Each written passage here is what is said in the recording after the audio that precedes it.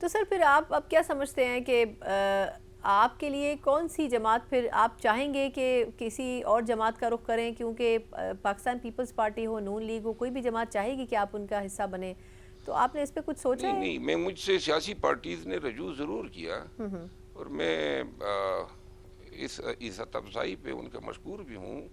میں نے کبھی ان پارٹیوں کے ساتھ ماضی میں کوئی اچھا نہیں کیا ہے. اس کے باوجود بھی ان سیاسی پارٹیوں میں قابل عزت لوگ ہیں، لیکن میرا کوئی ایسا ارادہ نہیں ہے کہ میں خان کے جس ویژن کے ساتھ یا جس سیاسی سفر کا میں نے آغاز کیا تھا وہ جو ہیں ان کا ساتھ چھوڑ کے میں کسی اور سیاسی پارٹی کا حصہ بن جاؤں.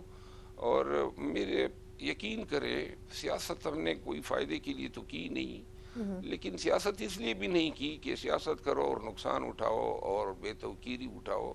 تو لہٰذا اگر پی ٹی آئی سے میری بات نہیں بنتی ہے تو میرا ارادہ جو ہے وہ کسی بھی پلیٹ فارم سے سیاست نہیں کرنا ہے. البتہ میں ہر مظلوم کے لیے آواز اٹھاؤں گا، چاہے عدالت میں ہو یا پارلیمان میں ہو. ابھی علی وزیر نے بھوک ہڑتال کی ہوئی ہے سکر جیل میں، ان سے ملاقاتوں پہ پابندی ہے، 8 ماہ سے نظر بند ہیں، ان کے گردے جو ہیں کمزور ہو چکے ہیں، بلڈ پریشر کا مریض ہیں. تو ایسے لوگوں کے لیے میں عدالتی خدمات بھی جو ہیں فراہم کروں گا، ملک کے کسی خطے میں ہو. اور ابھی پی ٹی آئی کے ایک سوشل میڈیا ایکٹیوسٹ ہیں، اس کو آج میرے خیال میں جیل بھیج دیا.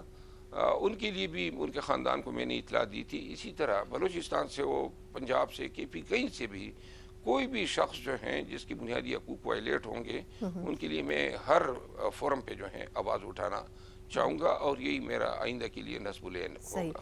صحیح. بروت صاحب آخری سوال کرنا چاہوں گی سر، یہ فرمائے گا کہ اس وقت پاکستان تحریک انصاف میں کہا جا رہا ہے کہ خیبر پختونخوا میں بڑی گروپ بندی نظر آتی ہے.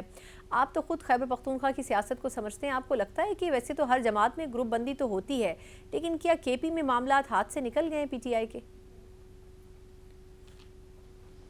یہ بات درست ہے، پارٹی میں گروپ بندیاں ہیں، اور یہ جھوٹ بولتے ہیں جو کہتے ہیں کہ جی پارٹی ایک پیج میں ہے.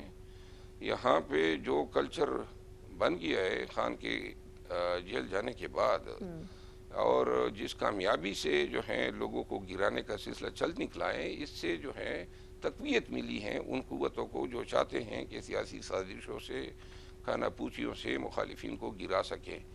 خیبر پختونخوا میں بھی اور پارٹی کے تقریباً دیگر حصوں میں بھی، ملک کے دیگر حصوں میں بھی پارٹی میں آفیسز کے لیے، مناصب کے لیے جو ہیں وہ کوششیں ہو بھی رہی ہیں، اور کوششیں ایٹ دی کاسٹ آف دوسرے کو گرانے کی بنیاد پہ ہو رہی ہے. کے پی میں گزشتہ 1 سال میں 10 وزراء جو ہیں وہ سیک کیے گئے یا ریموو کیے گئے یا ان کے مناصب تبدیل کیے گئے.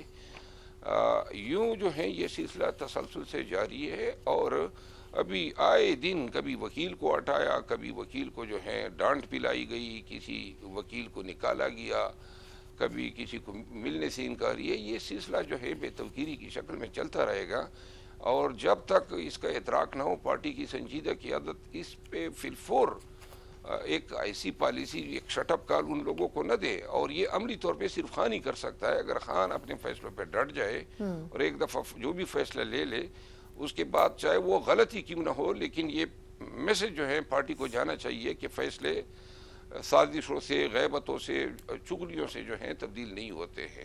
بہرحال پارٹی میں جو ہے تقسیم ہے جگہ بجگہ. اللہ کرے یہ اس کا ادراک ہو جائے اور ان مسائل کو ایڈریس کیا جا سکے. اچھا، بس مجھے مختصر سے فرمائیے گا کہ خبر آج آئی تھی کہ علیمہ خان صاحبہ جے آئی ٹی کے سامنے پیش ہوئی تھیں، اور سوشل میڈیا کے حوالے سے وہ جے آئی ٹی تشکیل دی گئی تھی، تو اس میں انہوں نے شاید یہ غالباً کہا ہے کہ جو امریکہ سے بیٹھ کے جبران الیاس صاحب اکاؤنٹ چلا رہے تھے عمران خان صاحب کا، اس میں کچھ مواد یا کچھ ایسی انسٹرکشنز ہوتی تھی جو وہ خود بھی دیتی تھیں. آپ کو لگتا ہے کہ وہ جو جس قسم کی بعض اوقات ٹویٹس ہو جاتی تھیں اس اکاؤنٹ سے، اس میں علیمہ خان صاحبہ کا بھی کوئی کردار ہوگا؟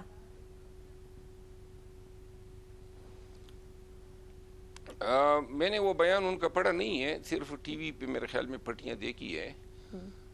لیکن میں اس حوالے سے پی ٹی آئی کے سوشل میڈیا پالیسی کے حوالے سے صرف اتنا کہہ سکتا ہوں کہ اب جو ہیں پی ٹی آئی کی جو سوشل میڈیا ہے وہ اب صحیح معنوں میں پارٹی کی اسٹیبلشمنٹ بن چکی ہے. اور میرا خیال ہے کہ اتنی طاقتور ہو گئی ہیں کہ اب جو ٹرینڈ وہاں پہ شروع ہو جاتا ہے پارٹی اپنے کیے گئے فیصلے جو ہیں واپس لے لیتی ہے. باقی جو ہیں دیگر اس کے جو مضر اثرات ہیں، یعنی کہ ہر نیشنل میڈیا کے کسی ٹی وی اینکر سے پردہ لینا، گالم گلوچ، اور اس سے وہی لوگ جو ہیں پی ٹی آئی کے پیچھے پھر پڑ جاتے ہیں. وہ بھی جو ہیں انسان ہیں، اگر گالیاں ان کو ملتی ہیں تو میرا خیال ہے کہ اس کو ٹیم کرنے کی ضرورت ہے. ٹھیک، بہت بہت شکریہ شیخ. سر آپ ان چند لوگوں میں سے ہیں جو پارلیمنٹ میں بھی کھل کر بات کرتے ہیں اور پارلیمنٹ کے باہر بھی کھل کر اور سچ بولتے ہیں، جو جسارت بہت سے لوگ نہیں کر پاتے. سر یہ فرمائیے گا کہ اس وقت جو ہم دیکھ رہے ہیں سچویشن بن رہی ہے، کیا حکومت کو سوائے دہشت گردی کے کوئی اور بڑا چیلنج درپیش ہے؟ اور دہشت گردی کے حوالے سے بھی جو ایک سوچ ہونی چاہیے وہ اس حکومت کی نظر آ رہی ہے کیا؟ بہت شکریہ. حالیہ دنوں میں جس تیزی سے دہشت گردی کی لہر نے پورے ملک کو لپیٹ میں لیا ہے، اب جہاں عوام جو ہیں ڈرے ہوئے، سہمے ہوئے اور خوفزدہ ہیں، وہاں حکومت وقت کو جو ہے احساس ہو گیا ہے کہ جو چیلنجز ان کو پہلے سیاسی محاذ پہ درپیش تھے، ان چیلنجز سے بڑھ کے یہ جو دہشت گردی کا چیلنج ہے یہ خوفناک شکل اختیار کر گیا ہے.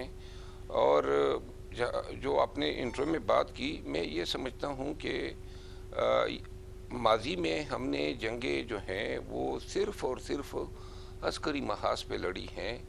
پاکستان میں جو دہشت گردی ہے اس کے جو اسباق ہیں اس میں ہمیں اسٹریٹجی بھی ایسی اپنانی چاہیے کہ جس میں دہشت گردوں کی کمر توڑنے کے لیے جہاں ان کے ساتھ نوجوان نسل یا پیسوں پہ جو ہے ہائر ہوئی ہے یا ان کو گمراہ کیا گیا ہے، یا کچھ لوگوں نے اپنے عزیز و اقارب کے نہ ملنے کی وجہ سے، یا ان کے جو عزیز و اقارب مسنگ پرسن بن گئے تھے ان کے نہ ملنے کی وجہ سے اسلحہ اٹھایا ہے. کچھ لوگ جو ہیں وسائل کے استحصال کی وجہ سے عسکری تنظیموں کا اعلی کار بنے ہیں.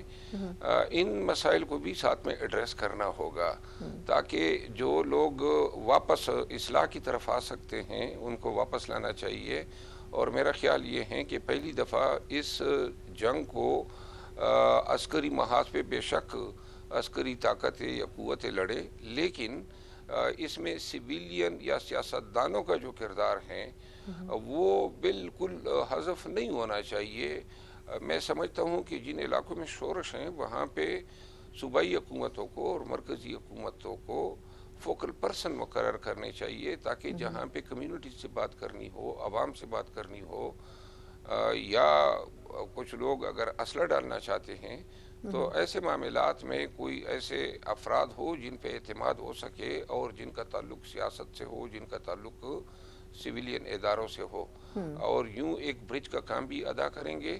اور اس سے عوام کی جو پارٹیسیپیشن ہے یا فوج کی پشت پہ عوام کا جو کھڑا کیا جانا ہے وہ ذرا آسان اور سہل ہوگا. درست.